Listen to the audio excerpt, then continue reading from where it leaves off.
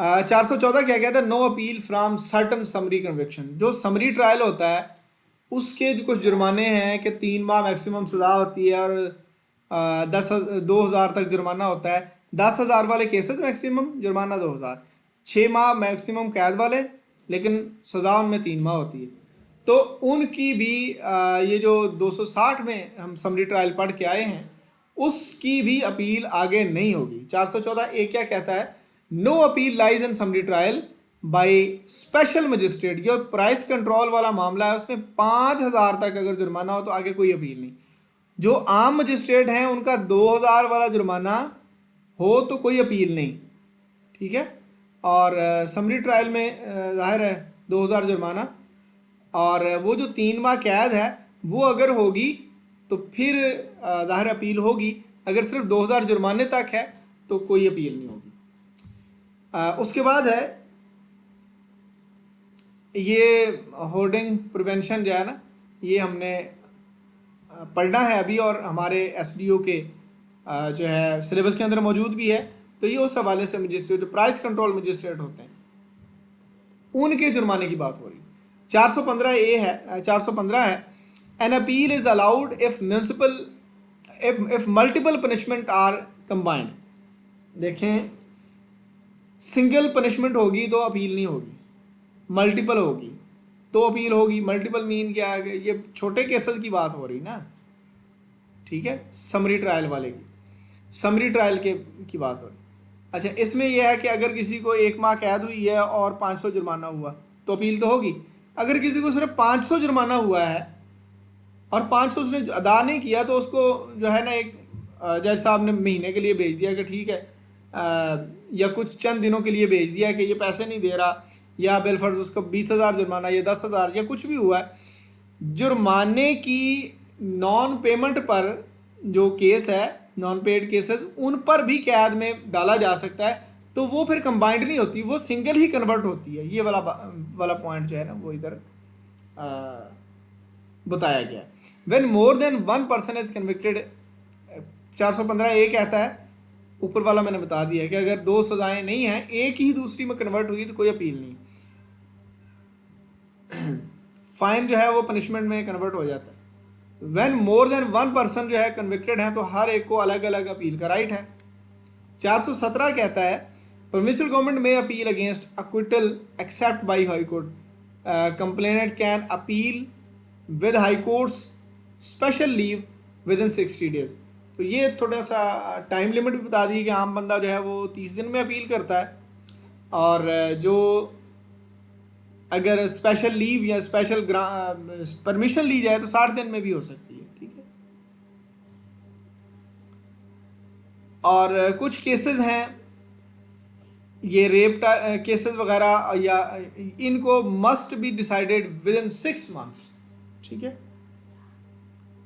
418 की अपील देखते हैं, appeal may be based on facts and law. ये आप ऑलरेडी बात हो चुकी है। Severity of sentence counts as matter of law, यानी जुर्म था छोटा, सजा ज़्यादा दे दी तो वो भी matter of law he consider होता है, तो उसकी भी अपील होती है। 419 है, appeals must be filed through a written petition. Written होगी, ठीक है, उसके साथ पिछले फैसले की, जजमेंट की कॉपी भी लगेगी। 420 कहता है कि अगर जो मुल्ज़म है वो जेल में है तो जेल के जो ऑफिसर इंचार्ज हैं उनको वो अपील सबमिट करवाएगा, वो आगे कोर्ट को भेजेंगे। उसके बाद 421 है, द एपलेट कोर्ट में समरीली डिसमिस। देखें, एक होती है सरसरी समात, और फिर अभी भी जब हम एप्लीकेशंस देखते हैं, रोज़ मीडिया पे आ रहे होती हैं कि फ़लाँ जो है, ज़्यादातर हाई प्रोफाइल केसेस होते हैं, फ़लाँ बंदे की दरख्वास्त जो है वो समात के लिए मंजूर कर ली गई है, समात के लिए मंजूर कर ली गई है। ये वो वाली बात है कि जहाँ पे लगता है कि अदालत का इख्तियार है कि ये वाली बात क्लियर लिखी ही नहीं लिखी हुई, अदालत देख कर बताती है। ये बात कॉन्स्टिट्यूशन में भी हमने पढ़ी है कि जो इख्तियारात अदालत के नहीं होते, हम एप्लीकेशन दे देते हैं, अदालत देखती है कि अगर काबिल समात है तो समात के लिए मुकर्रर कर देती, नहीं तो उसको डिसमिस कर देती। ये समरेली या सरसरी तौर पर उसको एग्जामिन किया जाता है, डॉक्यूमेंट्स को देखा जाता है, अगर सफिशिएंट ग्राउंड ना हो तो फारग कर दिया जाता है, अगर सफिशिएंट ग्राउंड हो तो उसको हियरिंग के लिए जो है वो मुकर्रर कर दिया जाता है। ये फिर रिकॉर्ड कॉल किया जाता है। लेकिन इसमें यह है कि the court may call for the record of the case before dismissal. Dismiss करने से पहले रिकॉर्ड बुलाया जा सकता है, लेकिन ज़रूरी नहीं अगर उनको वैसे समझ आ गई कि केस में कुछ नहीं है। 422 क्या है? If the appeal is not dismissed summarily, अगर समरी के तौर पर सरसरी जो नज़र डाली गई है या सरसरी तौर पर जो समाअत हुई है उसमें नज़र आया है कि इसमें कुछ है, the appellate court shall issue notice to the appellant. Appellant कौन होता है? अपील करने वाला या उसका प्लीडर, वकील, and to the government appointed officer about the time and place of hearing. तो गवर्नमेंट को भी बुला लिया जाता है, ठीक है, ज़ाहिर है अगर गवर्नमेंट के बारे में। इन अपील्स सेक्शन 411 और 17 notice must also be given. ऊपर वाली जो 411A है और 17, इसमें भी नोटिस जो है वो अक्यूज्ड को दिए जाते हैं। 423 बताता है appellate court after examining the record and hearing both parties may dismiss. पहले भी डिसमिस कर जाए, ये बिल्कुल केस की तरह ही है ना। पहले डायरेक्ट भी सरसरी समाअत के बाद भी डिसमिस किया जा सकता है केस, और डिटेल जो उसका प्रोसीजर है उसके बाद भी डिसमिस हो सकता है। बाद में भी तो पता चल सकता है ना कि इस केस में कुछ नहीं है। और एक्सरसाइज इट्स पावर, देखें आप चले गए हाई कोर्ट में, अपीलेट कोर्ट में या सेशन कोर्ट में, तो फैसला सुना। अब इख्तियारात क्या क्या हैं? रिवर्स एंड एक्विटल, बंदा छोड़ दिया था, दोबारा पकड़ें उसको, रीट्रायल, ठीक है, दोबारा रीट्रायल करें, उसका रीट्रायल कहा जा सकता है। उसके बाद रिवर्स भी किया जा सकता है, सजा हुई थी उसको रिवर्स कर दें। अल्टर भी किया जा सकता है कन्विक्शन को, यानी सजाए मौत को उम्र कैद में कर दिया, रिड्यूस द सेंटेंस 7 साल को 5 कर दिया, या अल्टर इट्स नेचर, कैद बामुशक्कत को सिर्फ कैद कर दिया, वगैरह वगैरह। अल्टर और रिवर्स एनी अदर ऑर्डर, कोई भी किसी भी किस्म का जो ऑर्डर है उसको भी रिवर्स किया जा सकता है। मेक एनी अमेंडमेंट और कंसिक्वेंशियल ऑर्डर डीम्ड जस्ट और प्रॉपर, जो मुनसिफाना समझा गया वो वाली चीज़ भी की जा सकती है, ठीक है, वो वाला ऑर्डर भी किया जा सकता है जो इसके अलावा मुनसिफाना स्टेप हो सकता है। सेक्शन 424 है the rules for judgments of criminal courts in, ये जो 26वां चैप्टर है, as far as practicable to appellate courts other than high courts. देखें the rules for judgment of criminal courts, criminal courts के जो है ना रूल्स, ये वाले चैप्टर के अप्लाई होंगे एज फार एज प्रैक्टिकेबल, जितने के ज़रूरी हैं, टू एपलेट कोर्ट्स, सारी एपलेट कोर्ट पर, अदर देन हाई कोर्ट यानी सेशन कोर्ट तक। ये चैप्टर 26 जो है इसके ही क्रिमिनल कोर्ट के जो प्रोसीजर हैं वही अप्लीकेबल है। अटेंडेंस क्या होगी? अनलेस अदरवाइज डायरेक्टेड, अगर कहा ना जाए, वैसे तो नॉर्मली जब अपील हो रही है तो वकील ही पेश हो रहे होते हैं ना, अगर कहा जाए तो मुलजम को लाया जाएगा, अदरवाइज नहीं। Unless otherwise directed the accused is not required, accused नहीं चाहिए हमें टू अटेंड, हाजिरी के लिए। When the judgment is delivered, जब जजमेंट देनी है तो ज़रूरी नहीं है कि वकील भी आए अपीलेट कोर्ट के सामने। हम उसका जो प्लीडर है या उसके बिहाफ पे ज़ाहिर सी बात है कोई ना कोई तो पेश होगा ही ना, तो जो उसका वकील है उसको भी हम उसके सामने भी डिलीवर कर सकते हैं सेंटेंस। 425 कहता है when a case is decided on appeal by high court, high court ने अपील डिसाइड कर दी है, it must certify its judgment, certify किया जाएगा इसको, ठीक है, और order to the lower court, lower court भेजा जाएगा। ज़ाहिर है अगर जंग की किसी अदालत में किसी को सजाए मौत हुई है और उसकी अगर अपील जो है किसी और शहर में भी हो सकता है, इसको ऑफेंसिव ना समझ लीजिएगा, इसको आप मुल्तान समझ लें या कोई भी सिटी समझ लें। अच्छा, वहाँ से जब हम हाई कोर्ट में आए तो हाई कोर्ट उस डिस्ट्रिक्ट सेशन को भेजता है ऑर्डर, ठीक है, कि ये वाला हमने इस तरह से अपील डिसाइड की है। वो फिर आगे मजिस्ट्रेट या जिसके पास भी वो था, खैर सजाए मौत तो सेशन नहीं होनी है ना, तो वो सेशन साहब को जाके फिर वो जेल में अगर बंदा है, जेल में वो पहुंचेगी, फिर वो बंदा रिलीज होगा। ठीक है, ये तरीकाकार लिखा हुआ है। District magistrate, the certificate is send through the district magistrate,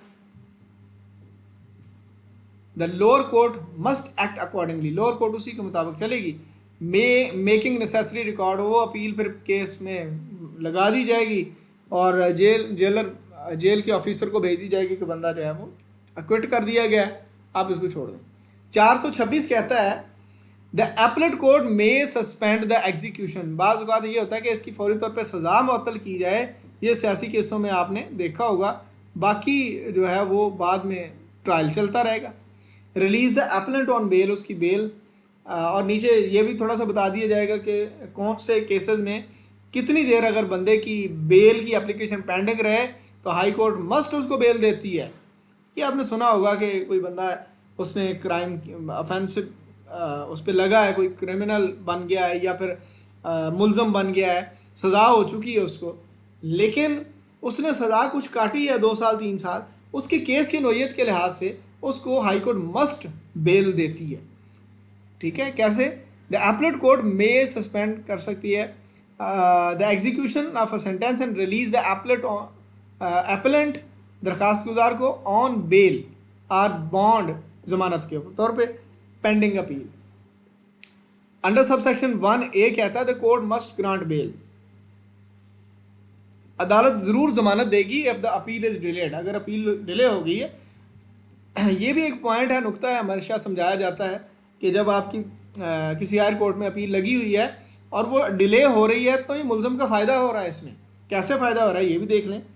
provided the convict is not a harden और डेंजरस क्रिमिनल, ये बाहर निकल के फिर बंदे मार देगा, खुदा न खास्ता इस तरह का ना हो, या फिर कोई बहुत टेररिज्म में इन्वॉल्व ना हो या कैपिटल ऑफेंसेस में, अदरवाइज़ क्या होगा, हम उसको छोड़ देंगे। कैसे? ऐसे तमाम केसेस जिनमें 3 साल से कम सज़ा है और वो बंदा 6 माह से उसकी अपील पेंडिंग है, ज़मानत दे दी गई। ऐसे तमाम केसेस जिनमें 3 से 7 साल के दरमियान सज़ा सुनाई गई थी लोअर कोर्ट से, हायर कोर्ट में आया है, 1 साल तक उसकी पेंडिंग पड़ी रही किसी न किसी जगह पे अपील, तो उसको भी ज़मानत मिलेगी, हाई कोर्ट ज़मानत देगा।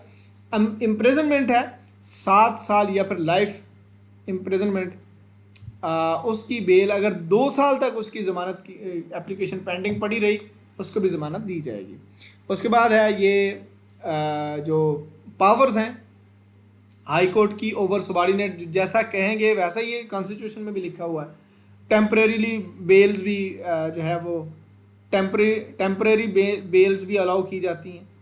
ठीक है, उसके बाद empowers the high court to grant bail when special leave to appeal,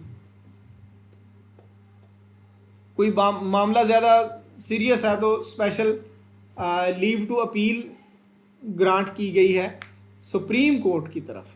when special leave to appeal is granted by supreme court, supreme court ने कहा है कि आप जाएंगे हाई कोर्ट, ठीक है, तो फिर हाई कोर्ट उसका केस भी सुनेगी, उसके पास पावर आ जाएगी। और यहाँ पे एक और है कि ये जो हाई कोर्ट है वो क्लैरिफाई करती है इम्प्रिजनमेंट टर्म का जो टाइम है बेल के प्रोसेस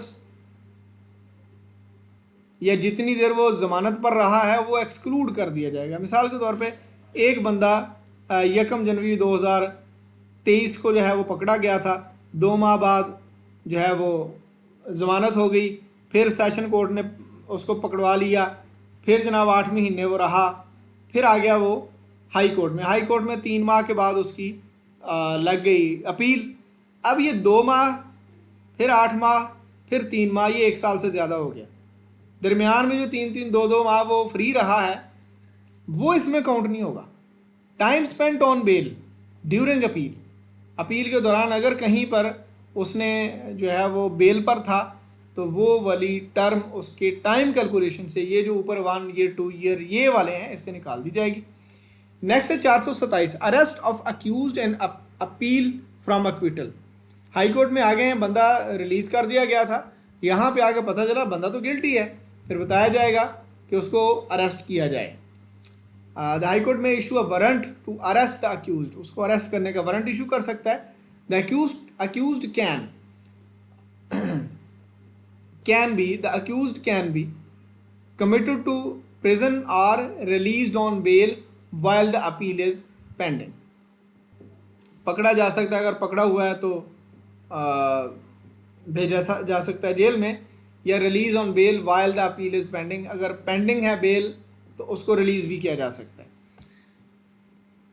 428 कहता है एपलेट कोर्ट में टेक फर्दर एविडेंस, अगर कहीं पे ज़रूरत पड़े तो फर्दर एविडेंस भी लिए जा सकते हैं। The appellate court can if necessary record additional evidence itself, खुद भी रिकॉर्ड मंगवा सकती है, और order it to be recorded by a magistrate और कोर्ट ऑफ सेशन, उनसे भी कह सकती है ये वाला विटनेस इकट्ठी करके दें।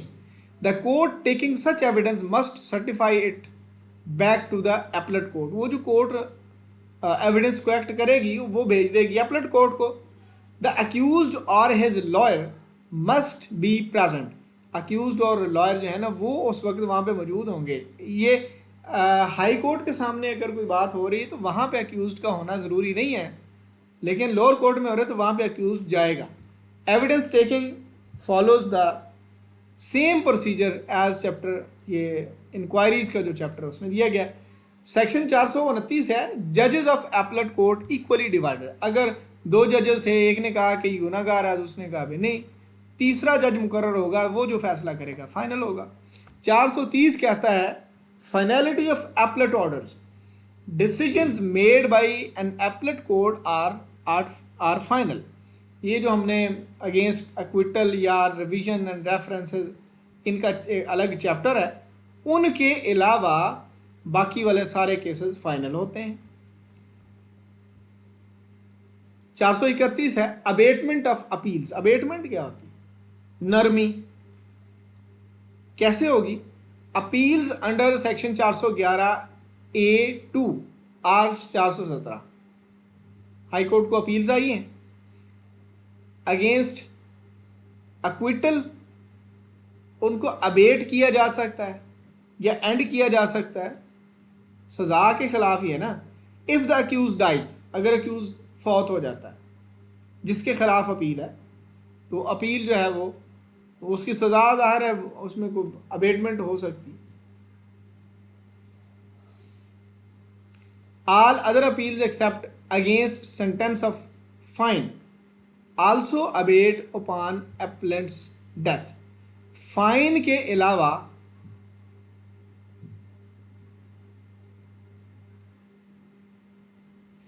अलावा जो दूसरी कैद वगैरह है वो अबेट हो जाती है जब बंदा फौत हो जाता है, फ़ाइन जो है उसका कोई ना कोई वारिस पे करेगा। तो ये था जी अपील का प्रोसीजर, उम्मीद है आपने इससे काफ़ी सीखा होगा। गुजारिश ये है कि चैनल को मस्ट सब्सक्राइब करें, मेरे लिए और मेरी टीम के लिए दुआ करें। आप लोगों के लिए बहुत सारी दुआएं हैं। हमारी इस सीरीज़ को अपने दोस्तों तक लाजमी शेयर करें। आप अगर यहाँ तक आए हैं और अल्लाह ताला आपको यहाँ तक लेके आया है, आपने कुछ सीखा है, तो किसी और को भी इसका मौका मिलना चाहिए। अपना बहुत सारा ख्याल रखें और अपने इर्द गिर्द के लोगों का भी ख्याल रखें, तैयारी करें, डट कर पढ़ें। अल्लाह ताला आप सबका आमीन नासिर।